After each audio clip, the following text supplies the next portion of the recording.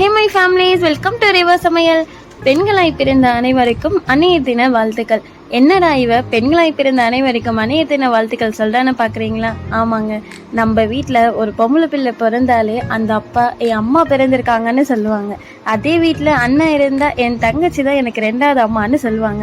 என்னதான் சண்டை போட்டு அடிச்சுக்கிட்டாலும் அவங்க இன்னொரு வீட்டுக்கு போகும்போது அவங்க ஃபீல் பண்ணுறது, அவள் எனக்கு ரெண்டாவது அம்மா தாங்க, அவங்க நல்லபடியாக பார்த்துக்கோங்க, என் தங்கச்சி குழந்தை மாதிரின்னு சொல்லுவாங்க. இதுவே ஒரே வீட்டில் அக்கா தங்கச்சி இருந்தால் என் அக்கா தான் என் அம்மான்னு சொல்லுவாங்க, என் தங்கச்சி தான் என்றைக்குமே என் முதல் குழந்தைன்னு சொல்லுவாங்க. தனக்கு குழந்தை பிறந்தாலும் என் தங்கச்சி தான் என் ஃபஸ்ட்டு குழந்தைன்னு சொல்லுவாங்க. இப்படி இருக்கும்போது பெண்களாய் பிறந்த அனைவருக்கும் அன்னையர் தின வாழ்த்துக்கள் சொல்லலாமே. எத்தனையோ பேர் இந்த அன்னையர் தினத்தன்னைக்கு எனக்கு விஷ் சொல்லிட மாட்டாங்களா, இல்லை நம்ம மற்றவங்களுக்கு விஷ் பண்ணும்போது சேம் டைம்னு சொல்லிட மாட்டாங்களான்னு குழந்தை இல்லாதவங்க ஏங்கியிருக்காங்க. உங்கள் ஃபேமிலியிலும் அப்படி ஒருத்தவங்க இருந்தால் இதை தப்பு பண்ணிடாதீங்க. கண்டிப்பாக அவங்களுக்கும் விஷ் பண்ணுங்க. ஏன்னா அவங்களும் அவங்க வீட்டில் ஒரு அண்ணனுக்கு அம்மாவா, அவங்க அப்பாவுக்கு அம்மாவா, அவங்க தங்கச்சிக்கு அம்மாவா இருந்திருக்காங்களாம் கூட இருக்கலாம். ஓகேங்களா? இனி வேறு அன்னையர் தினத்தில் அவங்களுக்கும் நீங்கள் விஷ் பண்ணுங்கள். அன்னையர் தினத்தை அன்றைக்கி மட்டும்தான் அம்மாவை நல்லா பார்த்துக்கணும், தூக்கி வச்சு பேசணும்லாம் கிடையாதுங்க. என்றைக்குமே அவங்கள விட்டுறாதீங்க.